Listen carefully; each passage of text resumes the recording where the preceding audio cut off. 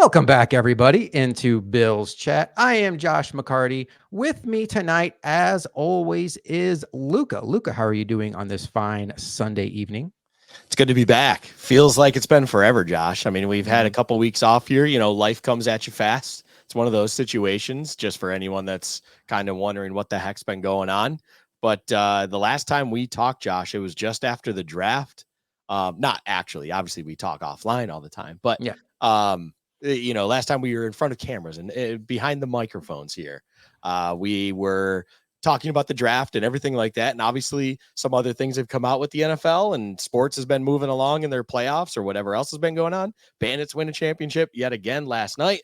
All the good things that have been happening, other than the fact of realizing Jurgen Klopp is no longer the manager at Liverpool. So much has happened, but it's time to get back to talk to some NFL stuff because we have a good one tonight. And yeah, we want to make sure we're hitting the high water marks in the off season. We don't want to just put out a show just to put out a show. Luca and I are very particular about making sure we put out quality content. So we had a show scheduled for last week that we are actually just going to take that same concept. It works just fine. And we're going to throw it for our next show. And then we'll kind of wait and see what that looks like. Because then you're getting into the summer months. And until camp starts, it can be a little tricky. We'll do some big picture stuff. But that's just a little peek behind the curtain. We want to make sure you're getting quality. It's not important to us that you hear our voice every week, no matter what. We want to make sure that you have a reason to listen. So that's kind of what our schedule looks like. Speaking of schedules, Luca. Boom. The Bills have a schedule transitions. It's just my thing. And we are going to break that down tonight. We're not going to go through and give our predictions, but we're going to look at that schedule from kind of a bird's eye view. How did it shake out for the Bills? Do we like where the bye week is? Do we like where the division games are? Do we like where the Chiefs game is? I like where the location of the Chiefs game is geographically. And we're going to talk about primetime games and just all the things schedule wise, holidays the Bills are playing on, etc. And we're going to get into all that. Before we get this show off the ground, though, Luca, I have a strange question for you that I think a lot of our audience can relate to, because I assume if you're listening to Bills Chat that you are a diehard fan of at least a team. I would assume the Buffalo Bills. If you're not a Bills fan and you listen to us, man, we appreciate the hell out of you. And we totally encourage you to do that because, if you find us entertaining, we are not judging. Come hang out. But we assume that everybody listening to our show can understand what it's like to be a fan of a team. I'm a fan of the Buffalo Bills. They're the number one team in my life. The number two team in my life is over my left shoulder here, the Denver Nuggets. For those of you that follow the NBA, the Denver Nuggets right now, as we record this, are in Game 7 against the Minnesota Timberwolves. We started recording at halftime, and the game is on right here. I'll be watching it throughout the show. I love the Nuggets, but I had to get this show out, so I am multitasking, and I'm pretty good at it. Did it during the draft also.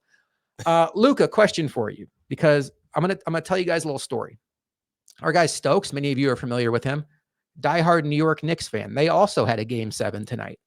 Stokes and I were both equally nervous about these Game 7s. Stokes and I, like my friend Luca, like many of you, tend to dabble a little bit in the daily betting. We like to dip our toe in there. I wouldn't say that I'm overly aggressive about it. Stokes and Luca are certainly more aggressive than I am, but enough where if we have a good day, we'll feel it in our pocketbook. Luca, Stokes and I did something. I don't know if you approve of it. I don't know if you disapprove of it. We both did it. And we kind of Thelma and Louise style, like took hands, drove off the cliff. You already know where I'm going with this, don't you? I think I know where you're going. We emotional hedge bet Game 7s. Basically, I put the majority of my remaining bankroll. Now, look, when I say remaining bankroll, it's what was in my account. And I don't leave a ton of money in my account. We're talking lower three figures. Okay. So let's understand where I'm coming from.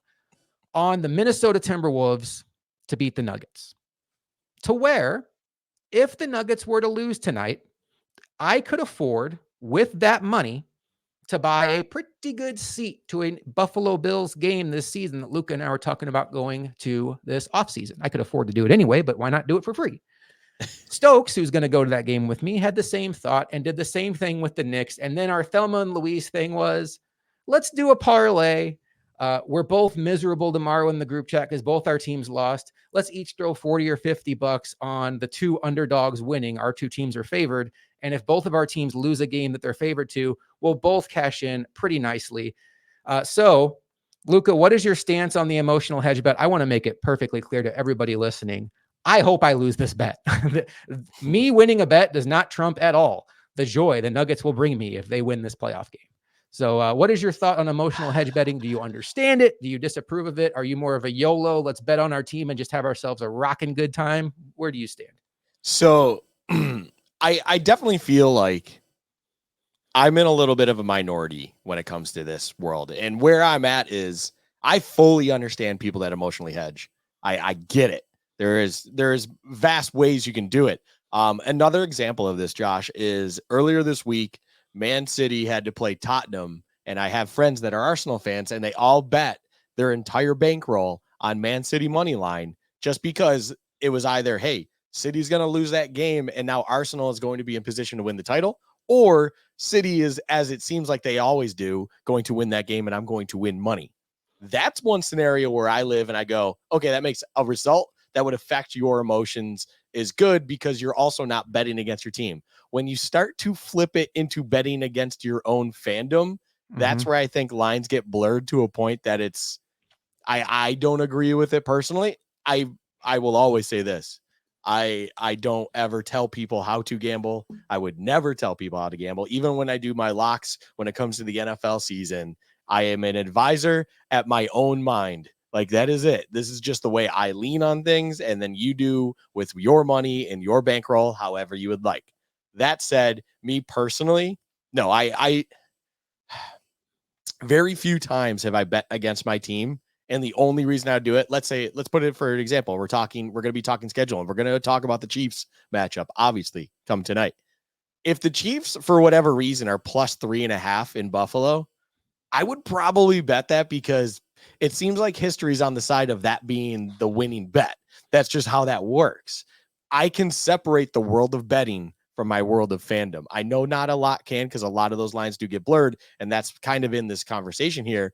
The emotional hedge bet against your own fandom, that's one where me personally, I don't agree with it. I wince at it anytime someone talks about it. I know a lot of people do it, so I fully understand that is a thing. I respect that you're willing to put money on the line to basically try to lessen the pain of a loss, I guess is the way to do it.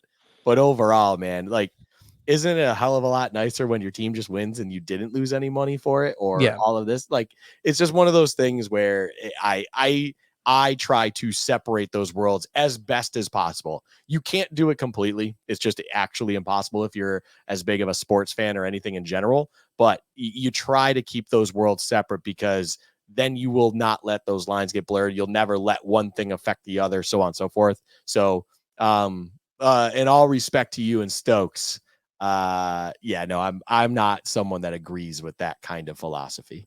I think Stokes only went along with it because I asked him to. I think Stokes tends to be a little more serious about his gambling, kind of like you. And I think both of you and people like yourselves, it's the word emotion that's the trigger. You don't bet with emotion. Betting is a Right. business. And if you bet against the Bills, you're not rooting for the Bills to lose. It's because analytically, whatever resources you're using to determine if you want to make that bet has told you the better bet is to bet against the Bills here. And it's not about emotion. It's about analyzing it and letting the numbers point you in the right direction. So I totally understand that. And yeah, if the Nuggets lose this game, will I be happy to have a couple hundred extra bucks in my pocket? I guess. But there's also a good chance that I just rage bet it tomorrow on whatever game's playing just because I'm in such a bad, sad mood. So hopefully that doesn't happen. Yeah. All right, Luka, one other question for you, and this is about the schedule.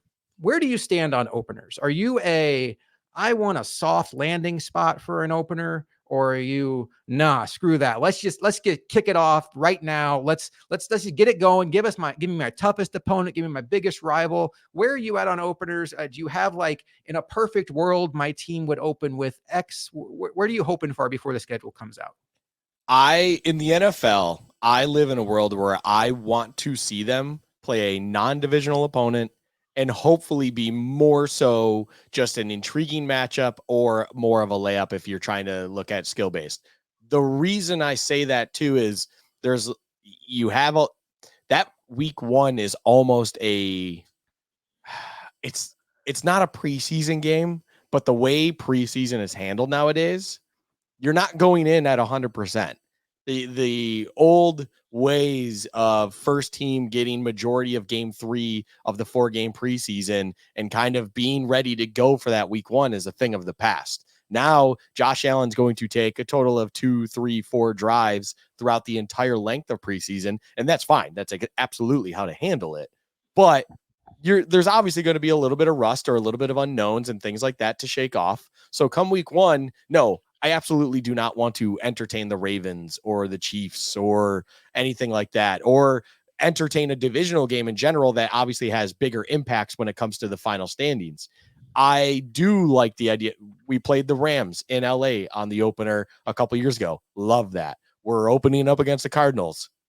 But I got feelings on that one, but overall, I enjoy it. I just don't enjoy the personal things about that certain matchup being there. But it's that, to me, is the better way to handle an opener rather than kind of going 2 feet into the deep end and seeing what you got against the best. Like, for instance, if the Bills were to have opened up against, say, the Texans, I would not be great, because I feel like you just kind of, you're going into it a team that's got high potential, and it's basically going to come down to who's prepared on paper better more than anything else, because neither team has gotten many snaps. It's one of those things where, yeah, Texans, Chiefs, Ravens, other elite teams that you look at, those will be meaningful games come later in the season. You don't want them right out the gate. I'd much rather, as we have it here, an intriguing NFC matchup or non-divisional, however best you can do that. So it's not a cupcake, but it's kind of cupcake-ish compared to what the other things could be. So I'm with you. I like the way you put that. And I think the biggest thing is what you've said before, and you kind of said it just now, is week 1 can be a liar. Week 1, it kind of set you up to have some randomness. So that's where I don't want the easiest game on your schedule. I wouldn't want the Tennessee Titans coming to town week 1 to play these Buffalo Bills. I like to have a winnable matchup, but I also like that Rams game. I don't mind a situation where the Bills, they were favored in that game by the time it kicked off, but I don't mind a situation where the Bills are maybe thought of to be the underdog in a game, because maybe you can steal one against a better team, or a road game where if you come out and the randomness of the NFL has you lose a game to the Arizona Cardinals, like, holy cow, are you up against it now? And 4 days later, you're going to be down in Miami on the road playing the Miami Dolphins on Thursday Night Football. The Bills opened up with the Arizona Cardinals, obviously. But I will say this. I think it's very easy to look at this opponent and say, this is an easy landing spot. And I think when you rank the games on the Bills schedule, it's probably one of the easier ones. But they were a 4-13 team. They picked 4th in the NFL draft, but they played half their season without their starting quarterback, who's a star in this league. And last year was the year they had to kind of take their medicine for getting rid of their 2 primary wide receivers, Hollywood Brown and DeAndre Hopkins, and hadn't done much to backfill that. If you watched the draft, you know they drafted the best wide receiver in the country in Marvin Harrison. I don't expect this to be an easy game.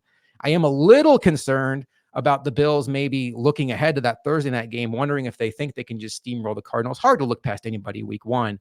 But Luka, let's get into it. We know the Cardinals are a team that's near and dear to your heart. You did not want this game to be week 1. So what are your thoughts when this matchup came out? My personal thoughts were not happy, only for the reason of cost. And this is going to be a game I'm going to. It's just, I only get to enjoy. This is, as I said in our Discord, this is my World Cup. I get to enjoy this matchup once every 4 years. I'm going to try to go to it as best as I can. And unfortunately for me, it's going to cost a little bit of a premium in order to enjoy it. And naturally, I want to go see Marvin Harrison Jr. and experience everything that is the Bills playing the Cardinals. So I wasn't thrilled about that. Beyond those biases, I am very excited for just the idea of a Bills Cardinals game, something for the Bills landscape of everything like we had just talked about here.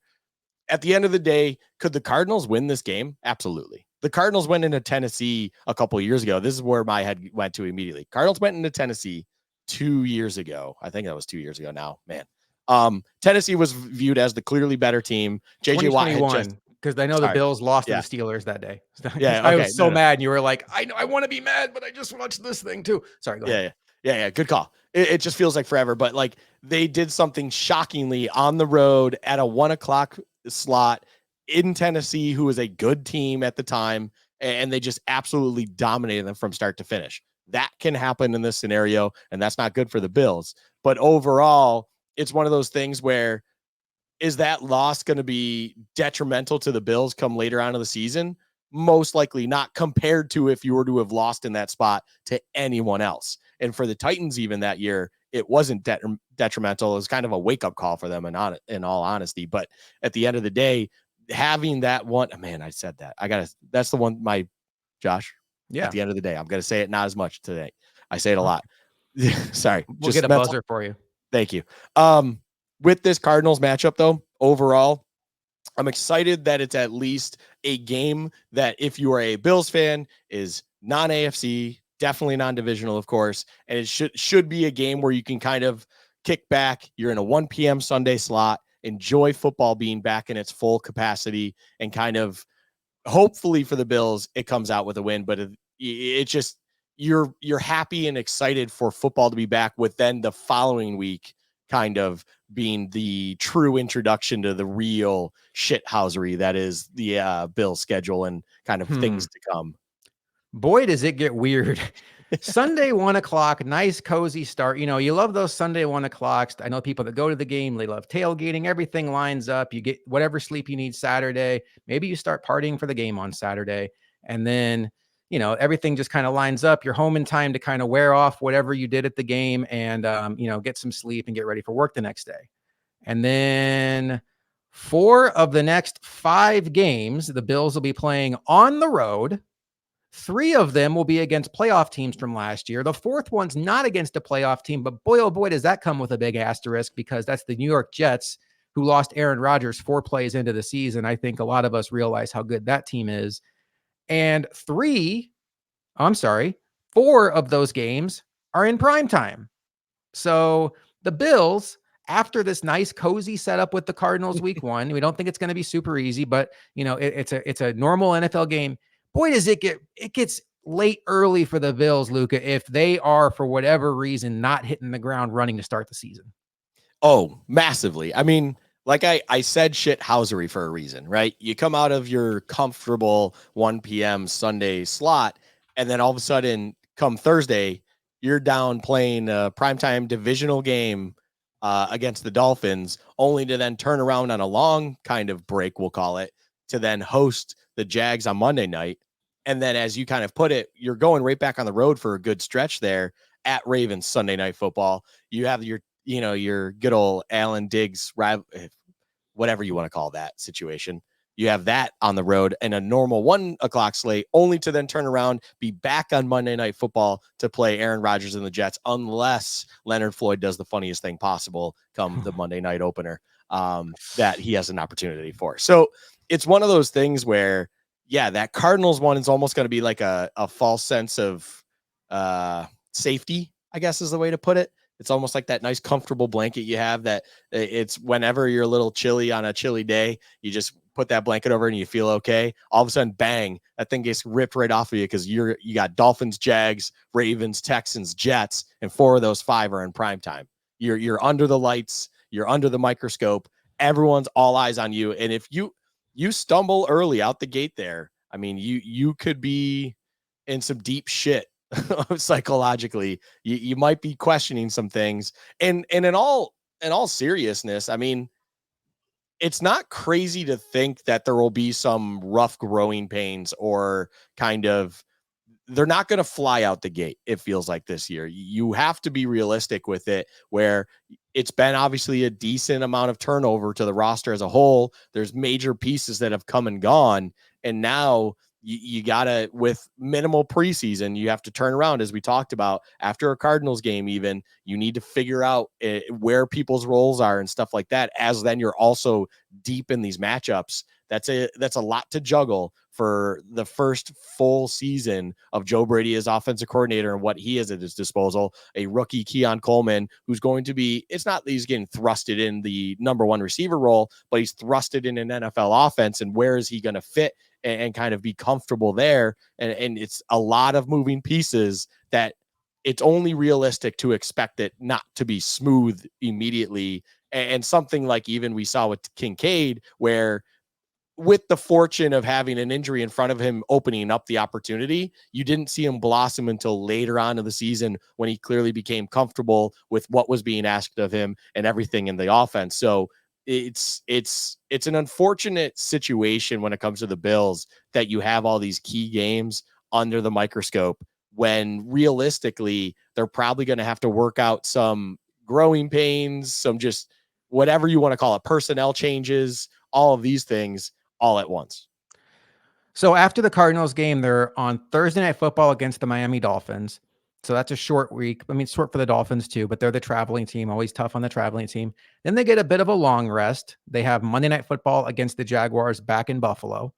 That looks to be a double header Monday because it's a 6:30 start, which is interesting.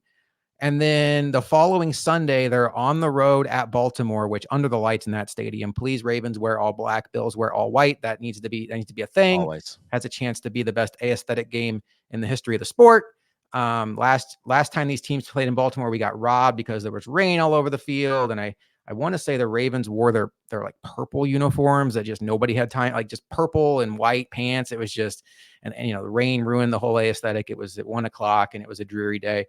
I think about weird stuff.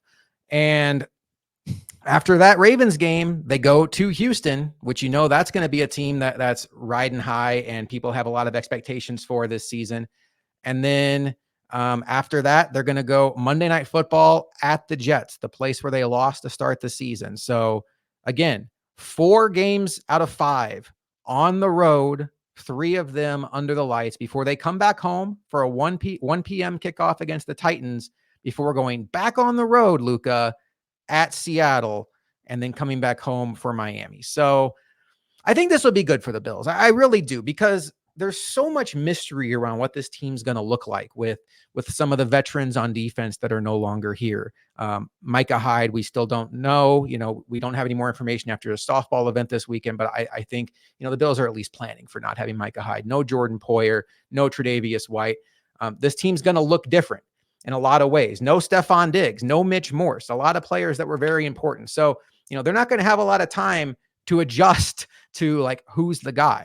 But the flip side of this is, if the Bills were to come out this season, Luka, and win 4 out of their first 5 games, I mean, holy cow, you're talking Josh Allen MVP of the league conversation, because the biggest argument against Josh Allen in the MVP race for years has been, we expect the Bills to be good. This year, it's not the case. This year, no, there's nothing that everybody thinks, but this year, the narrative is, boy, the Bills are due for a setback. Boy, the Bills have let all their weapons go. We're going to find out if Josh Allen was a product of Stephon Diggs. I think this is the most live Josh Allen and Sean McDermott have been for head coach of the year and MVP. So from that respect, I'm excited about it. So it really is going to put the onus on the Bills to start fast. And I don't think they can afford to start off as slow as they did last year, where they just kind of, played with their food a little bit. And all of a sudden it's early November and they're out of the playoffs when you look at the standings, because there's another tough stretch ahead later on in the year.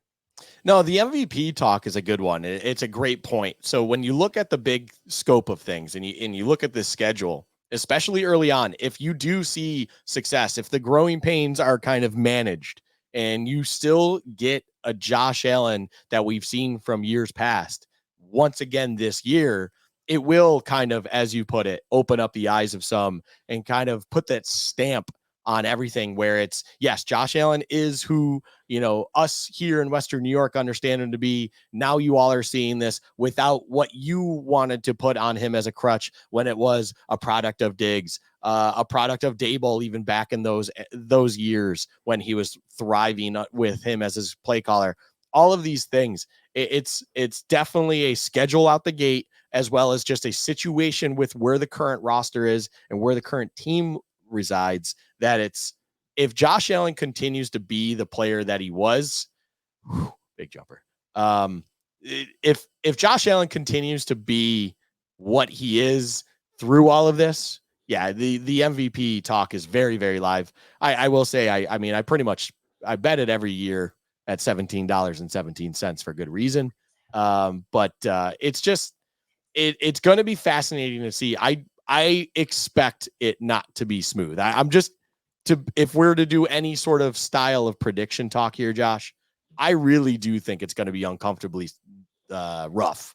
the early stretch in the season. When I look at those teams and I understand where they are and kind of understand also where the Bills are, it feels more plausible that, hey, it might not be all pretty sunshine and, Allen whipping it all over the yard and everyone's connected. Kincaid, it's just off and running with then Keon snagging any ball he can kind of get thrown his way, while also Shakir continues to build on what he had late last season. And James Cook, hopefully goes and explodes even more so than he did last year. So I expect it to kind of have this dysfunctional shift in it where it'll smoothen out come later in the season.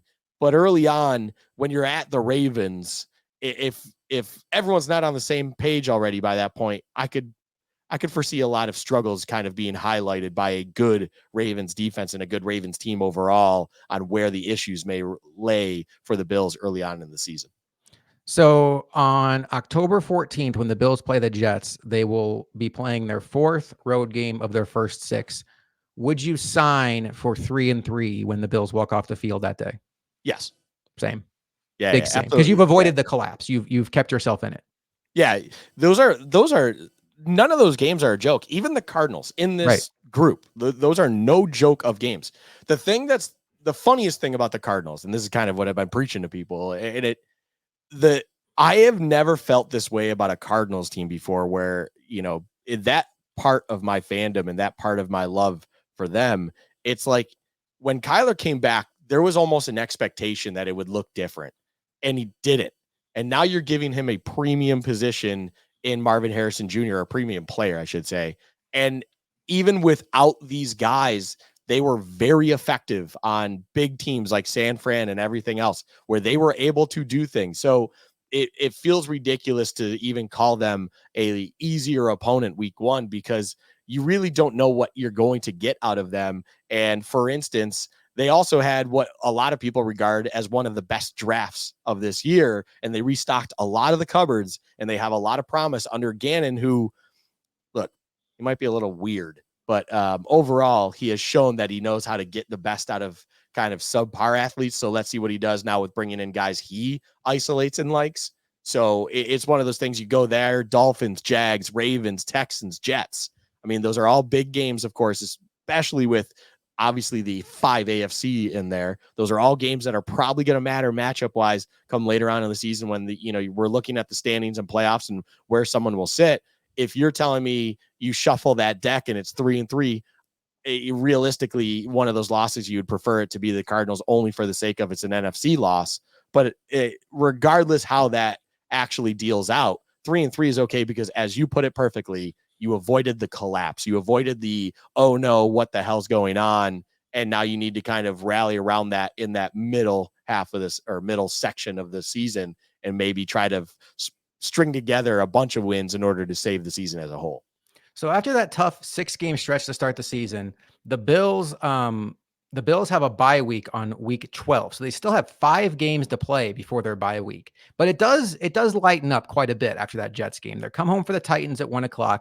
They take a road trip to Seattle at 4:05. They come home for Miami. They go to Indy, and then they come back for a Sunday at 4:25 game against the Chiefs. That's not part of the lighter part of it. But I do think that if you go 3-3, you're looking at a stretch there where you really need the Bills to go about, at some point you're going to have to stack more wins than losses. I think that's a stretch where you need to win 4 out of 5. And, this is not a team that fears the Chiefs. This is a team that probably would have beaten the Chiefs in the playoffs had they had their guys healthy. That's not an excuse, because, it's the playoffs, and part of playoff basketball is it's a war of attrition. But I don't think this is a team that should just assume that Chiefs game is going to be a loss. So that, to me, before going into that bye week, Luka, I do think that's where the Bills need to go on some bit of a winning streak. Oh, absolutely. The Titans, Seahawks, Dolphins, Colts. That stretch right there, you should, if you want to continue to be the train and be the team that you've been, if you have realistic expectations of going somewhere this year, you should probably 4-0 that. Now, the Colts are nothing to blink at. Colts are kind of I will say right now, my early on, a sneaky, I know everyone loves the Texans. I'm just saying this now. Watch out for the Colts. They're a very good team, and if Anthony Richardson doesn't get hurt again, I think he can kind of shock some people. But regardless, Seahawks to me are a downward trending team. The Titans, what the hell are they going to be? And then the Dolphins at home. If there's ever a time where you never actually question Sean McDermott as your head coach, it was whenever you had the Dolphins in general in the schedule, but definitely at home. That seems to be where McDermott shines best. So in that stretch right there, you should hopefully be able to string together 4 wins in a row and then go into that Chiefs game before your bye, kind of all systems go, see what you got. It's a true litmus test. This is the thing that I love most about the schedule for the Bills, Josh. You get that little bit of a stretch there where I'm saying the expectation, if you have anything, you need to be 4-0. Then you can kind of throw everything at it when it comes to the Chiefs and see where you are, have that true litmus test. Are we still kind of up to snuff of what we believe we can be because of 17 and everything else like that? And then after that, you get that kind of emotional break, reset, physical break and reset. And then you kind of go right back at it on that last third of the season and figure out where you need to go from there. Because at that point in time, once you enter December, that's when the, in the hunt graphics arrive. That's when everyone's finally starting to understand how the deck is being kind of shuffled and where things lay in the NFL landscape as a whole. And what do you need to do to get wherever you want to be in the playoffs and go from there. So I really do like where that's kind of breaking down. Hopefully I didn't steal a question of yours or not, but overall, I love the whole kind of stretch right there where Chiefs into bye also is kind of encapsulated in that middle portion of the season. Yeah, the 2 teams that were in the Super Bowl will be tagging in and tagging out of Orchard Park with a bye week in between, because it's the Chiefs before the bye. And then on December 1st, the San Francisco 49ers come to town for an 8:20 kickoff on Sunday Night Football. That's going to be a lot of fun. 3 games out of the bye, Luka, versus the Niners, at the Rams, at the Lions. Okay, so 3 playoff teams. I feel like you're going to tell me that Rams game isn't as scary as I think it is. And when I looked at it, I was like, man, that's tough. And then I remembered, oh yeah, Aaron Donald retired. Yeah. And then you also have to remember about any game that's at the Rams, that's not really a home field advantage absent the travel. That stadium's going to be probably 50, 60, 70% Bills fans, I would think, if history repeats itself.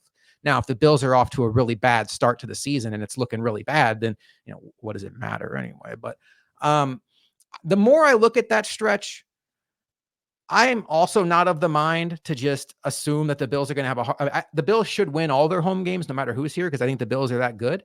So I think looking at that stretch, I think it's reasonable to think the Bills could win 2 out of 3. You have a home game there, and then you split your 2 road games. I don't think that's unreasonable. It's not unreasonable, but that's also a stretch right there too, that you could actually forecast the Bills only taking 1 or even losing out. Like, that is a true stretch of games, those 3, Niners at home, then going to the road for the Rams, and then Lions the week later.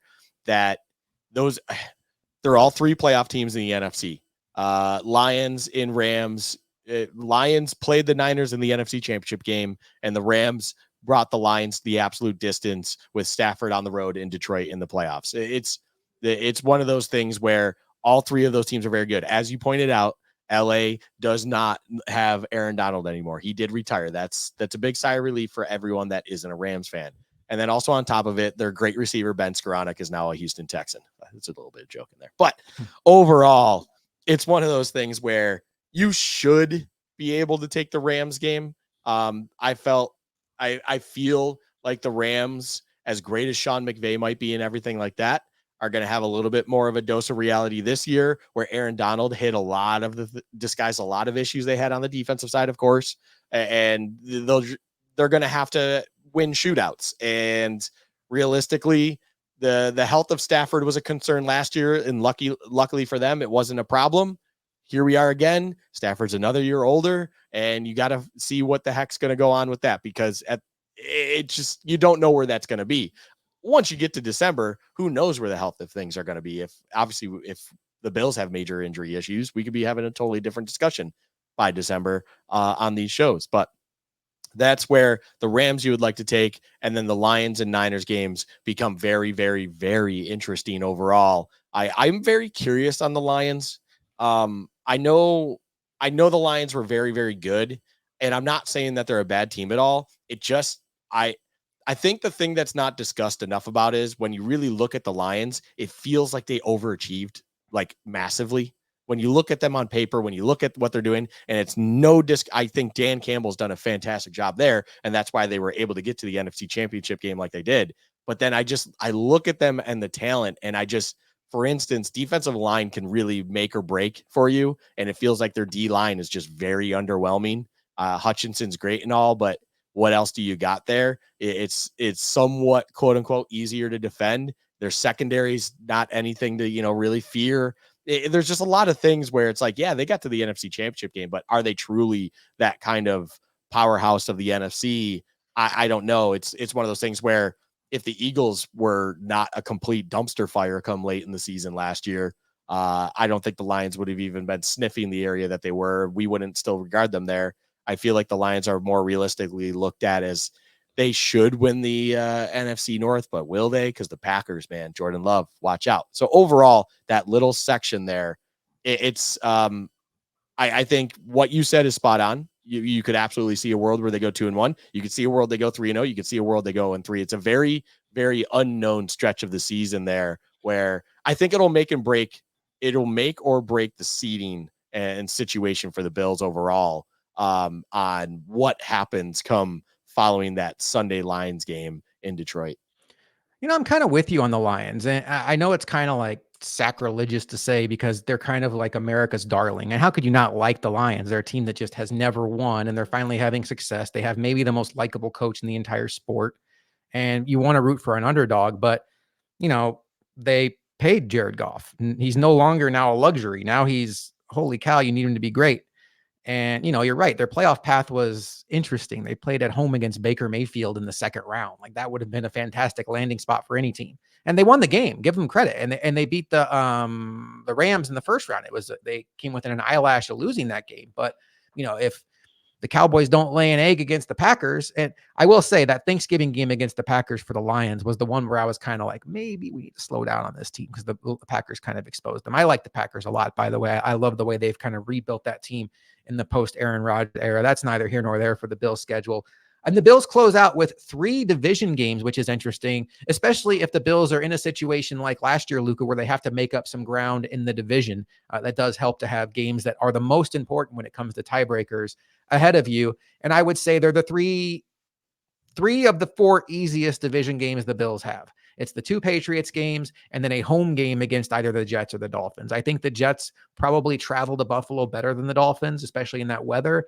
But as far as needing to finish out the season 3-0 in the division, like sign me up, 2 Patriots games and a home game against a team that's kind of on your level, maybe a little bit lower. And that is the schedule. And after Sunday Night Football against the Niners, the Bills, I almost closed out of our thing. That would have been so bad. I almost clicked the wrong X and that would have been bad. The Bills have no more primetime games. They do have some of those 425 games right there with the Rams and the Lions. And then that Patriots game, boy, that would be shocking if that got flexed anywhere, but right in that 1:00 spot, unless the Patriots are just way better than we expect.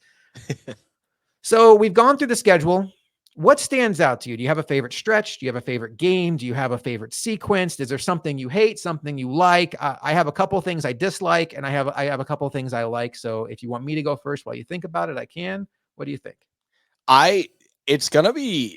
It's interesting. So the obvious love stretch wise, so I'll answer it in a few different ways, is clearly that early season stretch because one, football's back and we're all excited, and it's interesting opponent wise. You're playing a lot of these games that are going to impact things later on in the season and see where kind of the Bills stand as they try to also figure out their own things internally. My favorite stretch, to be quite frank, though, is it's Dolphins at home, at the Colts, then Chiefs going into your bye. The reason I like that stretch a lot is I think that truly is the point where we will understand how things are internally and where they are in a sense of, okay, is the new direction of this offense truly going to work and continue as it should with Allen under center? Or is there a lot more growing pains having a Keon Coleman with then Shakir and Cook and then going into your 12 personnel with Knox and Kincaid? Where are things standing at that point in time? That's when I truly believe you should be able to see those things. I believe the Bengals game to me is truly the highlight. I think it was Bucks Thursday night and then Bengals game last year, where we truly saw Kincaid form into his own and really understand the NFL speed and be comfortable and play that way, as well as then Cook follow suited after that. That was in November time. That's when I believe that you truly either understand how the speed of the NFL is and how the offense is supposed to achieve things, or you just don't get it if you're a Keon Coleman. But overall, if that message is getting across from a new, I mean, yes, he called plays in an interim status, but this is a new play caller and Joe Brady now calling the offense for the Bills too. So that's where I believe that you, as we talked about earlier on in the episode, that's you need to start stringing wins together. That's a point in time where you should be seeing results and you should be stringing wins together. So Dolphins at home, you should be winning that game. At the Colts, as much as I said, I do like the Colts and I think they're sneaky good.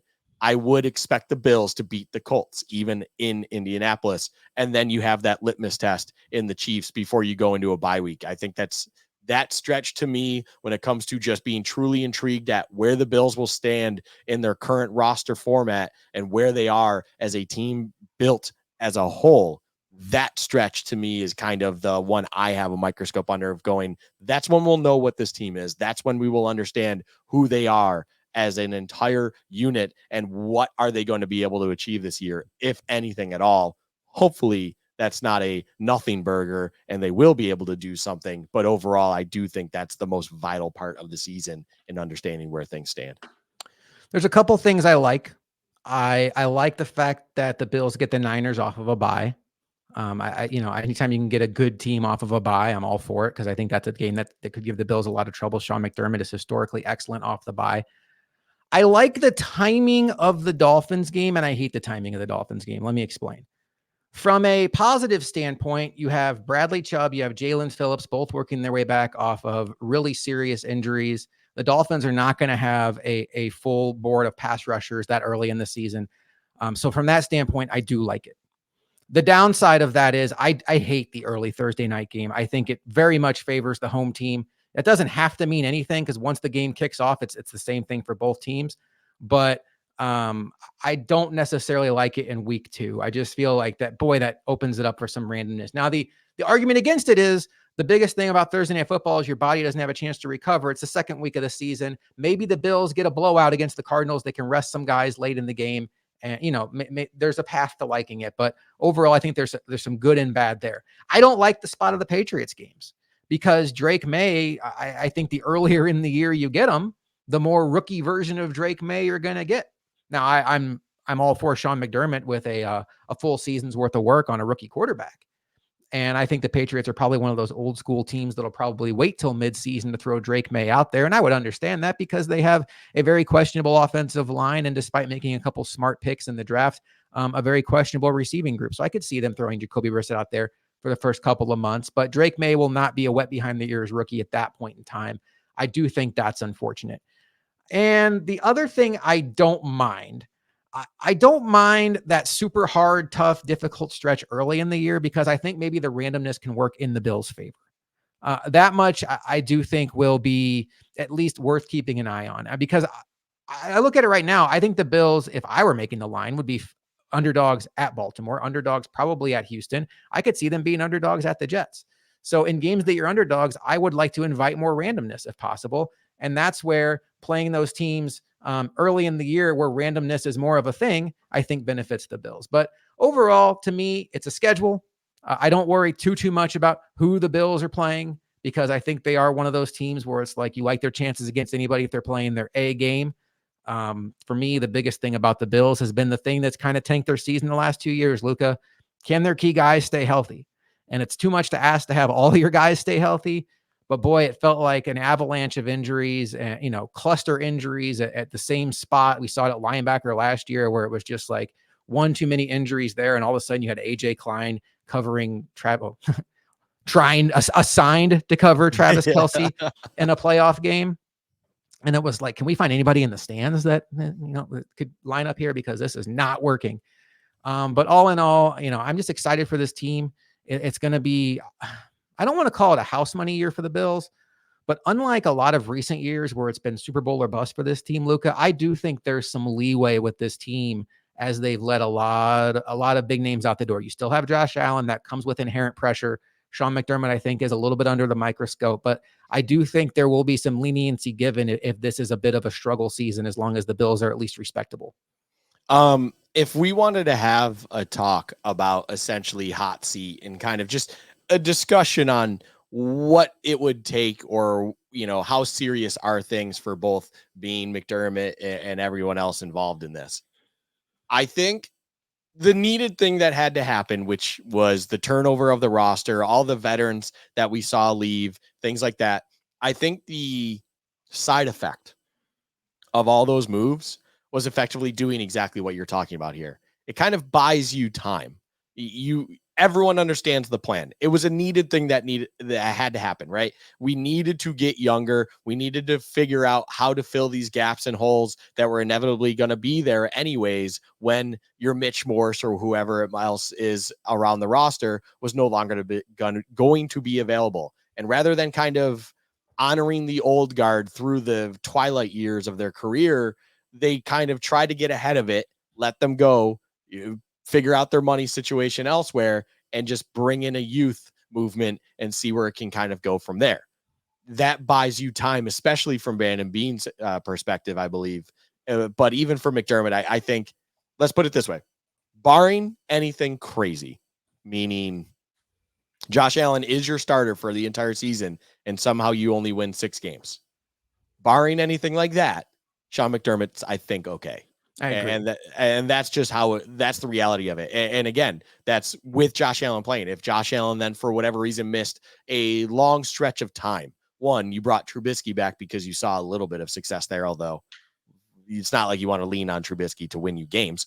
But if Allen were to miss a long period of time, that then immediately buys you time as it is as well. Because if all of a sudden Josh Allen is not playing Sunday night at the Ravens, one, NBC hates themselves, and two, it's probably not going to go over well, and you are then rolling into the Texans game and the Jets Monday night game and games like that where you can't honestly tell yourself that you're going to get out of there with a win, and things are just going to get out of hand quickly. So there's a lot of scenarios, there's a lot of worlds because of this roster turnover and this change of the guard situation that McDermott being, they kind of subsequently bought themselves time, and there's nothing wrong with that. It's them.